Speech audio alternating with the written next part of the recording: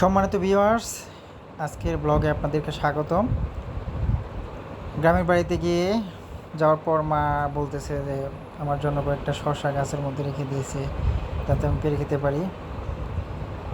তারপর শসা পাড়তে গেলাম। এখানে দেখা যাচ্ছে প্রথমে গিয়ে দেখি একটা শসা আসলে বয়স হয়ে গেছে, লাল হয়ে গেছে, আমার জন্য রেখে দিতে দিতে বয়স হয়ে গেছে। তার পাশে আর একটা শসা, অনেকগুলো শসা। এই গাছে নাকি সবসময় 10-12টা শসা থাকে সবসময়। একটা গাছের মধ্যেই একটা পরিবারের জন্য যথেষ্ট পরিমাণ শসা হচ্ছে। হ্যাঁ, আমরা একটা ছিঁড়ে নিব। হ্যাঁ, এটা ছিঁড়ে নিলাম। বেশ ভালো মানের, একেবারেই অর্গানিক, শুধু জৈব সার ছাড়া আর কোনো ধরনের সার বা বিষ প্রয়োগ করা হয় না। এখানে 2টা শসা আছে, একেবারেই পরিপক্ক শসা। আমরা ছিঁড়ে নিব। হ্যাঁ, এটা তুলে নিব। অনেকটা শক্ত,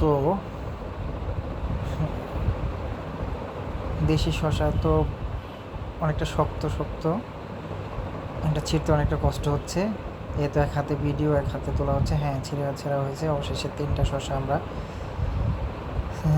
ছিঁড়ে নিয়েছি, তুলে নিয়েছি, গাছ থেকে ছেঁড়া হয়েছে। এগুলো আমরা একটু পর ইনশাল্লাহ খাবো। এখানে দেখা যাচ্ছে আরও ছোটো ছোটো অনেকগুলো শসা। এইখানে আরও শসা হচ্ছে, প্রচুর পরিমাণ শসা। যাই হোক, এই যে এদিকে আরও শসা আছে, মোটামুটি অনেকগুলো শসা আমরা দেখতে পাচ্ছি। এখানে আরেকটা শসা, এদিকে আরেকটা শসা। একটি গাছের মধ্যে কতগুলো শসা। এখানে আরও 2টা শসা একেবারে পরিপক্ক অবস্থায় আছে। এখানে আরেকটা শসা। মানে আসলেই খুব চমৎকার, দেখতেও যেমন খেতেও তেমনই সুস্বাদু। যেহেতু অর্গানিক, কোনো প্রকার সার বিষ প্রয়োগ করা হয় নাই, একেবারে ক্ষেতের কিনারায় গ্রাম্য পদ্ধতিতে চাষ করা এই শসা।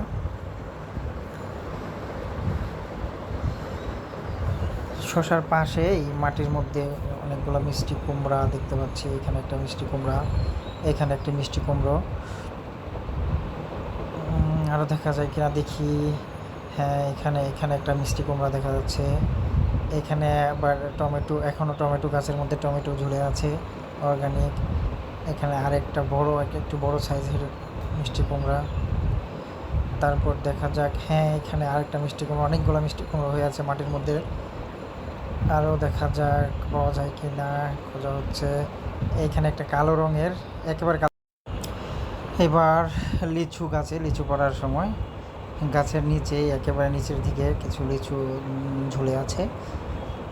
এখনও পরিপক্ক না হলেও মোটামুটি খাওয়ার উপযোগী হয়েছে, সেজন্য ভাবলাম বাড়িতে আসছি কিছু লিচু খেয়ে যাই। তাই এই জন্য এই লিচুগুলো আমরা হারভেস্ট করব, মানে ছিঁড়ে খাবো। ছিঁড়ে নিচ্ছি।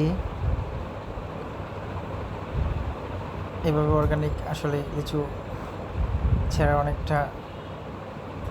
অনেকটা ভালো লাগে গ্রামের বাড়িতে। আরও কয়েকটা লিচু, মোটামুটি অনেকগুলো লিচু ছিঁড়ে ফেলেছি। গাছের মধ্যে প্রচুর লিচু আছে, যদিও সেগুলো অনেক উঁচুতে, এই কয়েকটা নিচুতে ছিল, এই জন্য এখান থেকে ছিঁড়ে নিয়েছি। এগুলো ইনশাল্লাহ কিছুক্ষণ পর সবাই মিলে খাবো।